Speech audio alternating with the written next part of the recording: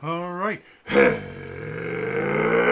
again, adventurers, and welcome to another exciting episode of my daily vlog. This is daily vlog number 36. Yay. I need a drink.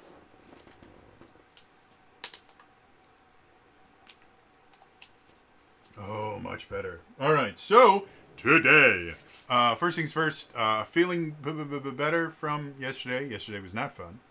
However, I had a friend of mine, actually one of my players, tweeted something apparently to someone that's not me. It's actually one of my pet peeves when people make kind of generalized statements that are obviously aimed at a particular person. Um, but this one didn't really annoy me as much as it did give me an idea for a video. And the tweet itself, I'm going to see if I can find it. Because he worded it really well. Let's do it this way. Here we go. That's it. Okay, so I need to read his tweet. Because it's going to explain why I'm making this video. So, once again, this is the tweet, by the way. Once again, I hear about this happening. Random TTRPG story shared. I don't care how small the percentage. Don't introduce the opportunity, no matter how small, that a cataclysm / TPK, etc., could happen if you're not prepared to follow through. That's not to say drop the nuke on the party if you want to take them out. I mean acting surprised that said nuke went off when you put it in the room. So this gave me an idea. The idea of death and TPKs in tabletop RPGs in general is kind of a heated topic. Back when every 6 months, almost on the dot, we got a new video talking about how Critical Role was ruining everything. One of the arguments that I would see constantly is Matt Mercer babies and coddles the players. And the reason you're able to know that is that nobody dies in the game. And I would listen to quite a few people that believe that if your players' characters aren't dying, you're not being a good DM because you're not challenging them correctly. Death is just a part of the Dungeons and Dragons. And I listened to a lot of people brag about their body count as far as characters that they've killed. I myself have killed, I want to say maybe like 2 or 3 characters in the thousands of hours that I have run games for. And surprisingly enough, they weren't in my homebrew stuff. I killed a couple characters at a convention. Simply because the module worked the way that it did, and they kind of made a mistake. Basically, they were fighting against these fire creatures that when you kill them, they explode. And unfortunately for them, there was 3 around them. And they took out one, and they were already really low hit points. So they took out one and went down. And then failed a death save. And then somebody else killed another one, which caused it to explode. They took an auto fail and a dex save. And then the explosion killed the one next to it, which caused it to explode. And they just insta-died. From one failed death save, they were gone. To get back to the actual topic of this, there are some people that believe that death should be a very regular thing. And if your players aren't dying, you're not playing D&D right. They are wrong. However, most of them come, the kind of defining or linking thing that I've seen with a lot of people that say that, come from very early versions of D&D, like 1st and 2nd edition, or the basic version. And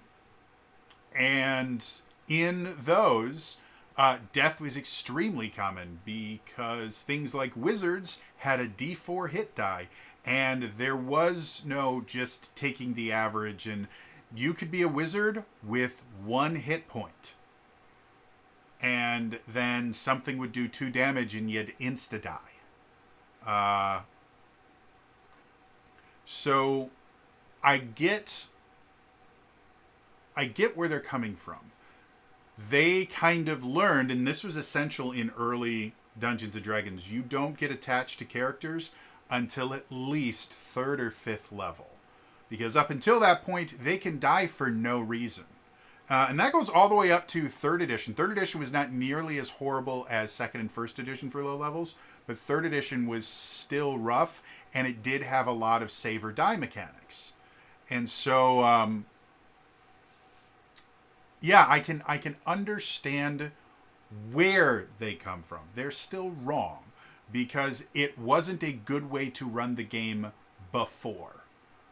Like, there's a reason that as the game evolved and editions, it became more and more difficult to accidentally kill players because that's just not fun. And again, I totally get that this is what feels comfortable to them.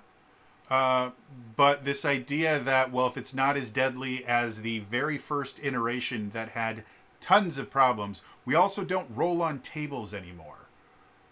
Which, if you have no idea what that is, congratulations. Instead of roll a d20 and add an attack modifier to it, used to be roll a d20 and then look on one of the dozens of different tables to see if you can hit this particular monster. It was a nightmare. That's why THAC0 is such a big deal in 2nd edition, because it finally created something that would get rid of all the tables. And then we went to the current system that we do now. Well, almost the... Oh, no, it was the current system that we do now in 3rd edition, where you just have an attack bonus. Which made things significantly easier. But I digress. So I do not think that if you're not playing if you're not killing your players' characters, that you are somehow not playing D&D correctly. However, death happens.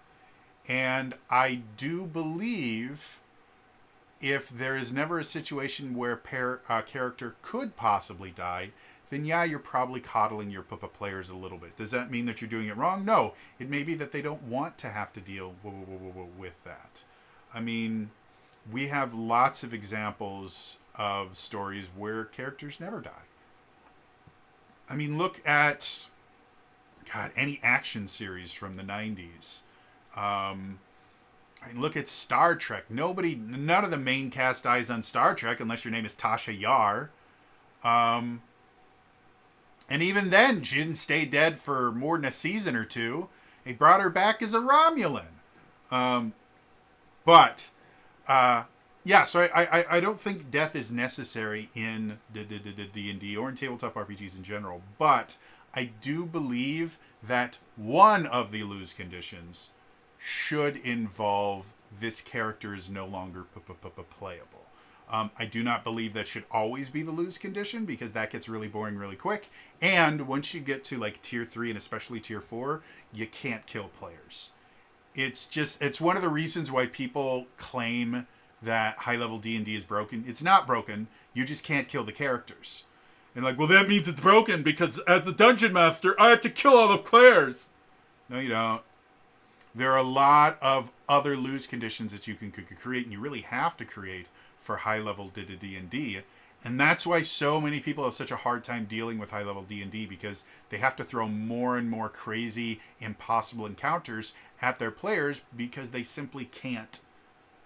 They simply can't kill the players fast enough to keep them from killing the bad guys. It's just not possible unless you do things that seem really, really unfair.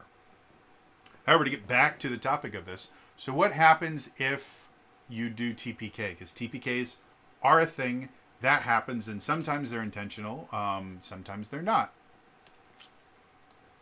But a lot of people, especially if you're either new to being a dungeon master or you are a relatively experienced dungeon master that simply just hasn't dealt with it for a myriad of reasons. Like, there's a lot of reasons why you may never have dealt with a TPK. One of which might be just that you have really smart players. And a TPK, in general, a TPK, if anyone doesn't know what that means, TPK means total party kill. It means all the player characters died. Generally, for a TPK to happen, there has to be a couple different failures that happen simultaneously.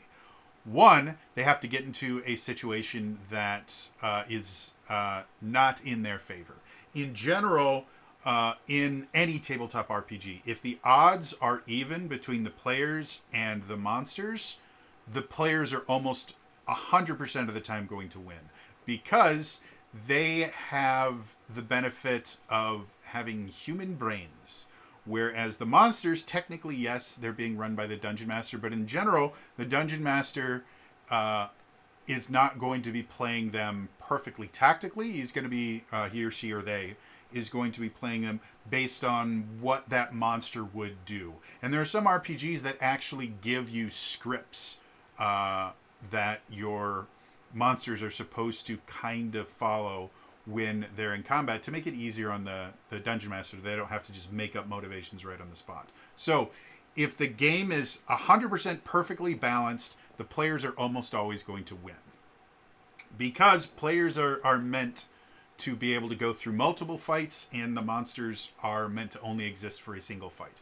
So those are going to be. So the first thing that has to happen is the odds have to be stacked against the players. Okay, thing one down. Second, somebody has to make the wrong choice. Could be a single somebody, it could be a lot of somebodies, but somebody has to do something wrong. In most modern RPGs, you really don't have what I call save or die mechanics.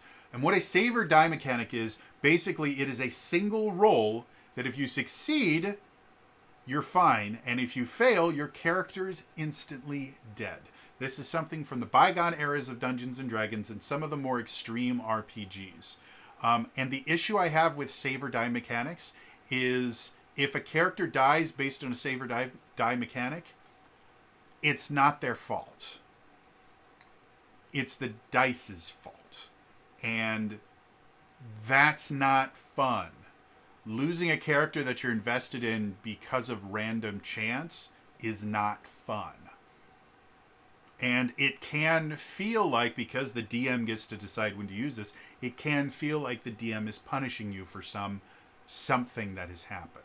Now, does that mean save or die mechanics should never exist ever in the history? No. If you do have a system of things where eventually, after enough bad decisions, it turns into a save or die mechanic, that's fine. Things like death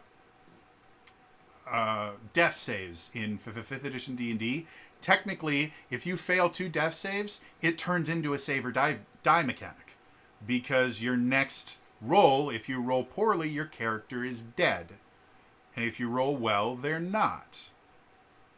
But at that point, again, you've had at least one other save, and your team has had a chance to make another choice that could prevent that from happening. Whether it's giving you a potion, healing you up, using a medicine check to stabilize you, or a healing kit. Like, there's so many different ways to prevent players from dying in 5th edition. That if you die based on failed saves, that it's not because an enemy has just multi-attacked you to death, then yeah, there were choices that could be made. So for a TPK, however, it's more than just one person dying. It is the entire group dying. And so somebody has to make a bad choice in there somewhere. The bad choice might be deciding to get into the fight in the first place. You know, maybe you're in a situation where you have a bunch of kind of murder hobos. They've been captured by the local authorities. They're brought before a magistrate in chains, and the players, not realizing that their actions have consequences, go, "Screw you!" and they try to strangle one of the guards with their manacles. And the guards, seeing that it is not in their best interest to allow you another chance to kill them, decides to kill you first. Yep, that was a lot of bad choices. Don't be a murder hobo. look at your surroundings, understand when the deck is stacked massively against you, and then don't piss off a magistrate that has tons of armed guards. It could also be a wizard goes, hey, I know that a lot of my friends are in the area of my fireball, but there's a lot of bad guys in there as well. They probably have enough hit points, and like half of them have evasion, so we should be fine. Cast the fireball, everybody fails their save. So if you take full damage and go down to single digits, the ones that had evasion take half damage and still are down pretty bad. But they're able to clear out a large portion of the enemies, and then the rest of the enemies come in and kill their friends. And then it's a wizard versus even like 3 or 4 bad guys. If you're low on spells as a wizard, you're done for. Or it could be as simple as you see the tide has turned, and instead of making the decision of, guys, we need to get out of here, we can't win this fight, you go, to the bitter end. The DM won't kill us. Yes, he will. Yes, he did. So all of those involve making some sort of bad decision.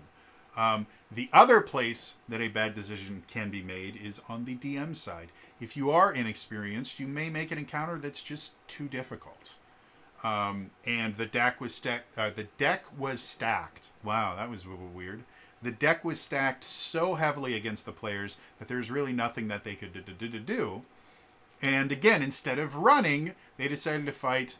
All of them went away.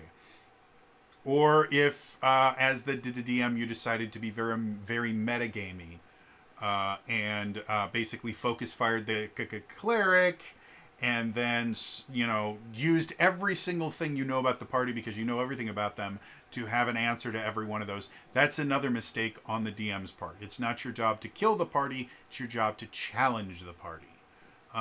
So anyway, when a TPK happens, it happens. And I know a lot of people are just like, shit, what do we do now? I had a really cool story and now it's just over. It's done for. Well, that's not true. And I know it's taken, almost 18 minutes to get to this point. But I want to talk about what are some really interesting story hooks that you can have for a dead party. So, let's start off with a drink. The first hook. And this one is really, really kind of common. And that is a new party goes to avenge the old party. Now, the thing that a lot of people, and I think a lot of dungeon masters will do this just because they're afraid of what has just happened. They'll go, I guess we just start a new campaign. And theoretically, that's a perfectly logical thing to do. I don't think it's the best decision, especially since all of these characters had things that they wanted to complete that they never got to complete. The players themselves are going to feel a little bit let down. So, one of the first and simplest ways to get the story back on track is, okay, well, everybody, I'm going to have you make new characters, but I want each one of you to choose one of the party members that have just died to have some tangential relationship with them. Doesn't have to be the character that you played before. In fact, if you really want to have fun, forbid the players from having some sort of connection to the character that they played previously. I am the brother of this person that died. Well, he was actually my sister was actually betrothed to this person when they were very, very young. This guy, he owes me, the guy that just died owes me a lot of money.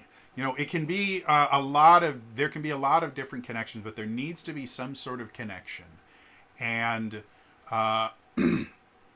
this new group will come together to either avenge the players. If the connections have some sort of positive aspect to them, they can come together to avenge the former party. And then when they do that, they realize, holy shit, the party was doing something big and they can't do it now, I guess we have to kind of step into their shoes. And that's a really simple way to keep the adventure going, by just having this little side adventure of, hey, we're going to avenge, and then once they find out what was really going on, I guess we're going to take over for them. It's really simple. It's incredibly effective. And it allows the players to get some closure on their old characters, especially since now, as the players go on, the new characters have backstories that you can fit in. However, the old character backstories don't just fizzle into nothingness. So you can sprinkle in bits of the old characters' backstories into the new game, and the players will know what's going on. The characters may or may not.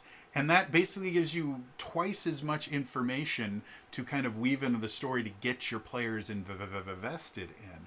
And it can be really, really interesting. Like, let's say one of the players, their backstory talked about how they had been searching for a sacred sword that was connected to their family, and the person that replaced them went to military school with them and found out, maybe they were battle buddies, if you're familiar with the military. They served in the same group before this other one went off, and so this guy heard about his friend dying, decided that, he was my battle buddy, he was there for me in the war, so I at least deserve to go out and avenge him. And then they find out the bigger plot, and they're doing that, and eventually, somewhere during the story, he's actually able to find this sword that was connected to his player's family. If it had been the original character, they would have kept the sword, and they got a really cool magic item. But now this player gets to have kind of a choice. Do you want to take the sword back and give it to the family of the fallen character? Do you want to bury the sword with the character that died to go, hey, listen, dude, you did it. You completed your mission. Now you can go to the afterlife with no weight on your soul. Like, that's a really touching story. Or does the player go, you know what? I am going to use this weapon to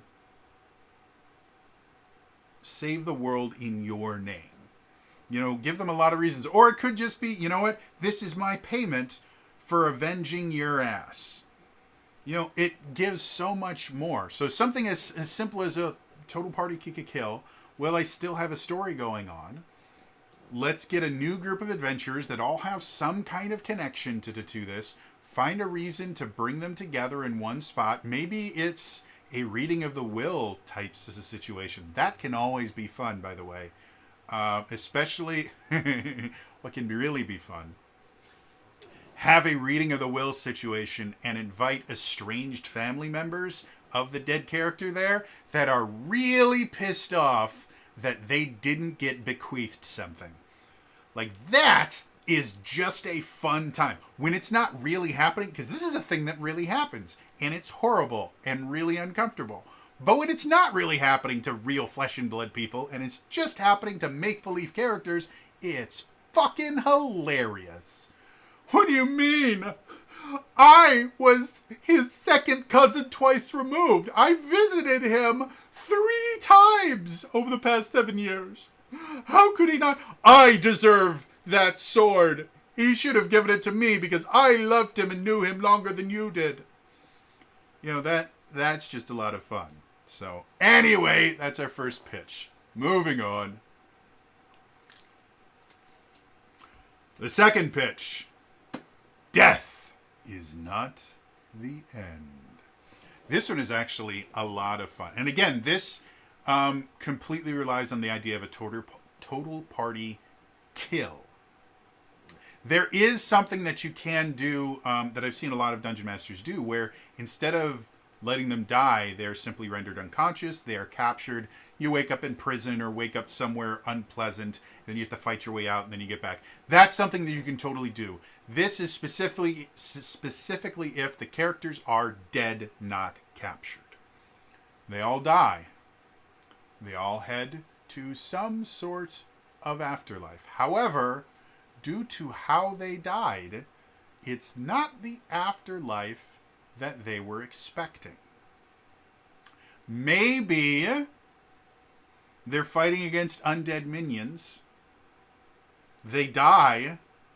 The necromancer raises all of them back as revenants. And now they basically have to do what the necromancer says until they can figure out how to break out of his control. That is an incredible storyline. Because, again, you get to deal with the idea of kind of loss of control, despite the fact that you're not actually playing the characters for your players. Because you never want to take away that free will from your players. But you can basically do, you basically turn it into a very mission-based structure. My revenants, you are my new kind of assassin team. You're going to go off and kill this particular person. And if the players give any lip or something, you basically go, okay, zoop, and make this particular save. Oh, and it's a really high save. Oh, you fail. Unfortunately, you feel a strong compulsion that despite what you want to do, this is where your feet are leading you. And again, the entire point of this kind of adventure is to let them slowly kind of break out of that control. It also allows them to kind of play a little bit of a mini villain campaign without feeling like dog shit. Because that's one of the hardest things about playing a villain campaign in general is villains are not nice people. They're not fun people. They are evil. And you very quickly become kind of bummed out if you're playing a villain campaign because you just keep doing bad things and you never feel good about yourself. So this allows them to kind of play a little villain campaign, but they get to kind of blame the villain parts on it was the necromancer, not me. And part of their goal is them fighting to gain control of their characters again so that they can basically replay the battle that they died in, but make better choices. Maybe even it takes them a few levels to fully break out of control. Or they break control early, but realize it's not the right time, and therefore they keep going off on missions, but they're now under their complete own control, and they're able to kind of modify their orders to the point where you're going to go here and you're going to slaughter all of the civilians. Yes, master. Then they get there and go, hey, everybody, you see how we look dead? It's because we are dead. We're revenants, and we've been told to kill you. Ah! However, we've decided that we want to form our own union, and we've decided that management doesn't have our best interests, so our union leader has decided that we're going to do something different. However, if we just don't kill you and just walk back, he's just going to enslave us again. So we need to make it look like you guys all died. So who's really good at acting? And where can we hide a lot of you guys so that it looks like we kind of just destroyed the entire place? Those things can be a lot of fun. And again, it means that the adventure that you wanted them to keep going on can still happen. But they get this little side adventure, and it will give them even greater motivation to kill this baddie. If it's the big baddie of the adventure, then that's a huge motivating factor. And if it's not, if it was meant to be just a minor thing, well, it's definitely going to change the motivations of every single person involved. And after they take out the necromancer, you can work on the idea of, okay, well now, do we want to remain undead? Do we want to go on a quest to cure us of undeath? Maybe being undead is going to allow us to do things that we couldn't previously. Like maybe being undead, we can now go down, like the true big baddie was a giant kraken that's been pulling the strings all along. And now that we're all undead and we don't have to breathe, we can go down and fight the kraken on in his backyard, instead of having to try and find a way to lure him out onto dry land, or using various magic spells that theoretically could be dispelled, or other things so that you can survive long enough underwater. Doesn't really matter now. So yeah, really interesting idea to kind of give the players something to do. It doesn't mean that the story has to end. Just that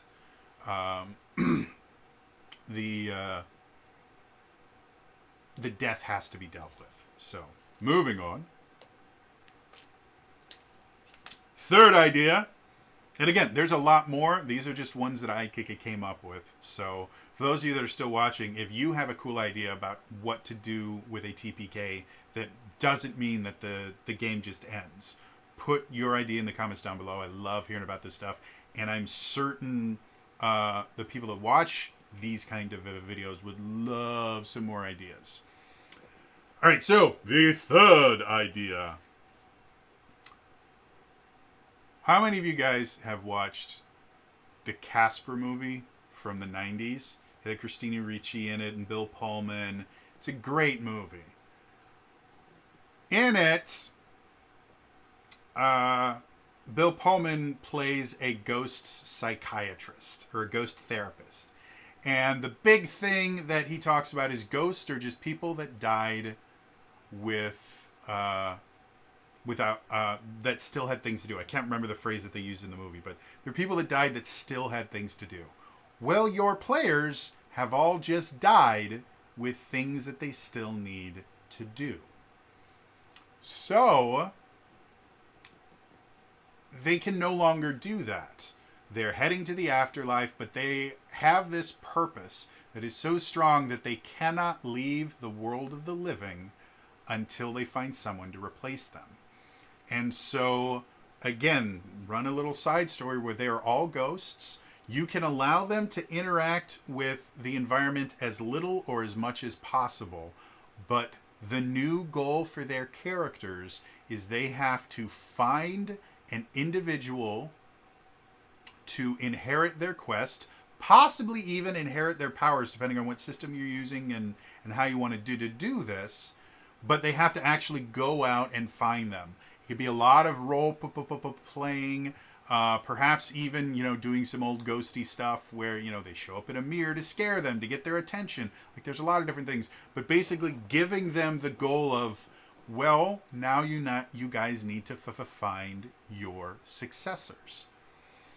And I would highly encourage in this particular instance, instead of having them immediately roll new characters and then go, oh, look, you just so happened to find that. I would even go as far as have kind of a pseudo session 0, and you guys know my feelings about session 0s. Have kind of a pseudo session 0 where you sit down with all of the players and kind of talk about, okay, from your character's perspective, who do you think they would look for as someone that could finish the job that they couldn't? And highly incentivize them to consider the mistakes that their current characters made as a motivating factor for who they would want to find to replace them. And then once you get a little bit of a description of, okay, I guess we could I guess this is the kind of person I would want to replace me. Then have them go out into the world and start finding NPCs that kind of fit that thing, and let the player characters interact with them as ghosts, whether it's just by observing them, whether it's by, pulling a quantum leap, the kind of, only you can see me. And kind of eventually convince them to take up the adventurer's call.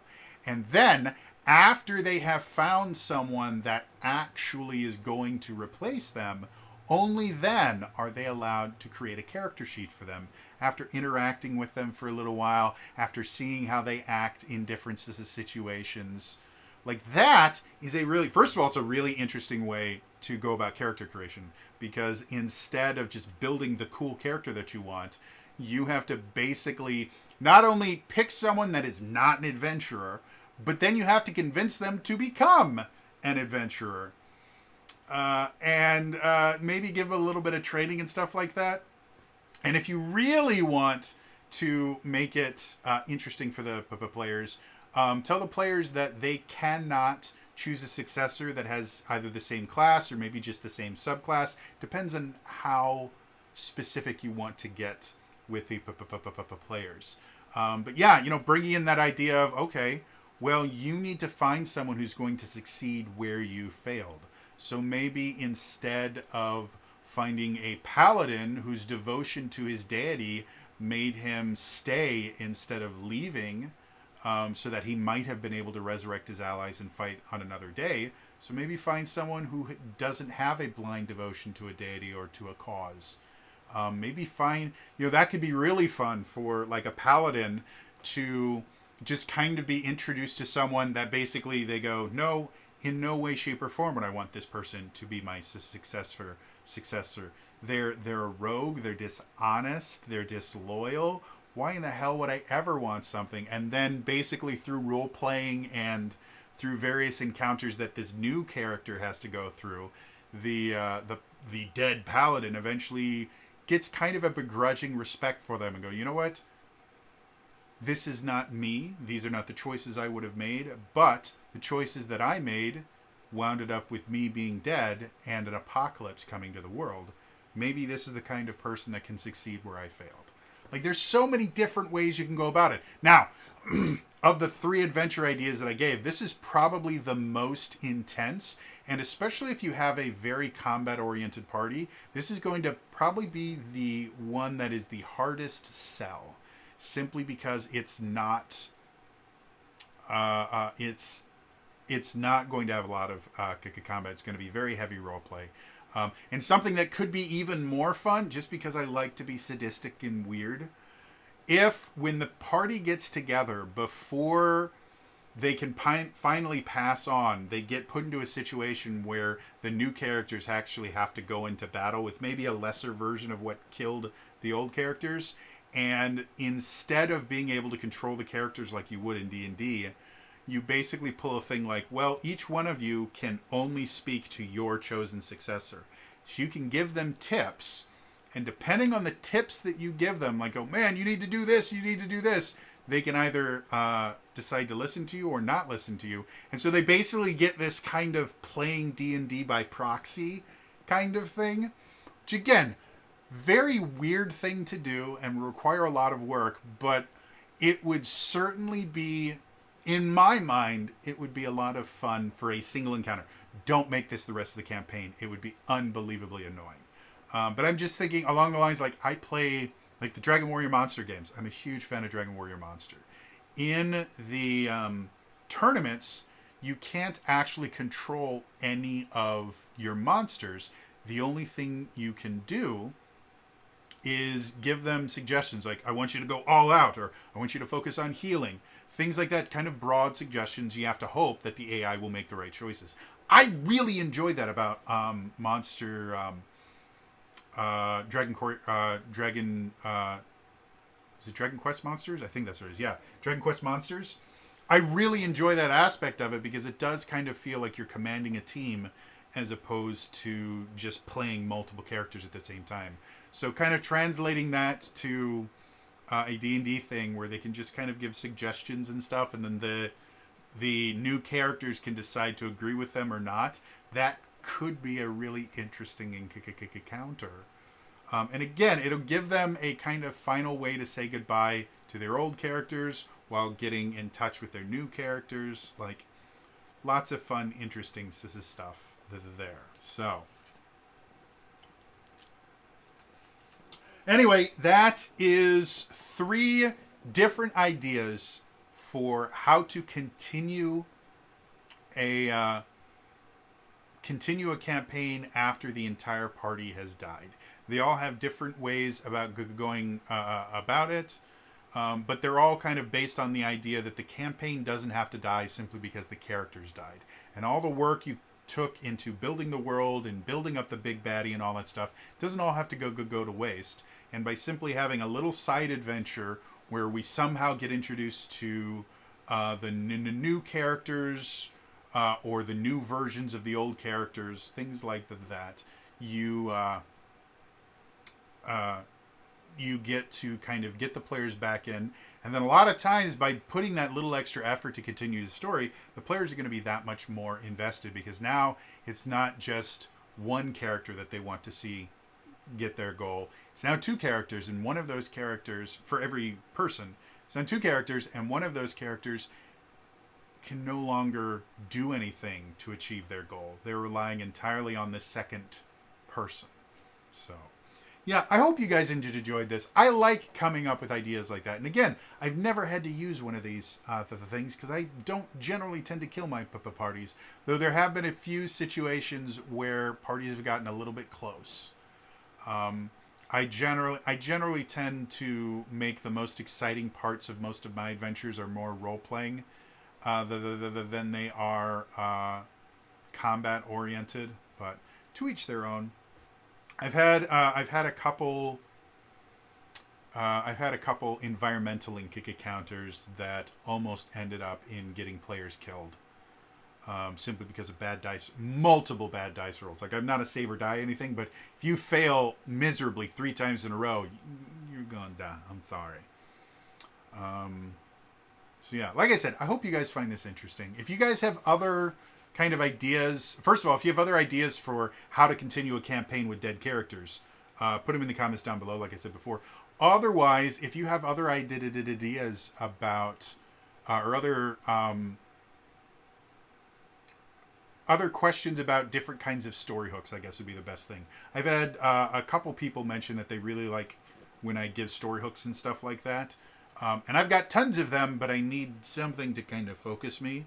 So if you guys have questions that might inspire another video like this, where I give a couple examples of story hooks that would fit that question, let me know in the comments down below.